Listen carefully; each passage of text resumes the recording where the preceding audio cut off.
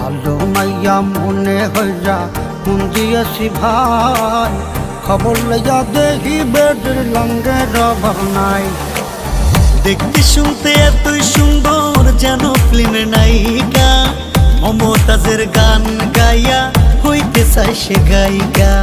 মিষ্টি মিষ্টি কথা কইয়া সব নিয়েছে কাইরা, যাবার সময় কাল নাগিনী গেল সবল মাইরা। আজ 5টা মোবাইল চালায়, কল দিলে কয় বন্ধ, জিজ্ঞাস করলে বলে বাবু কেন করো সন্দেহ।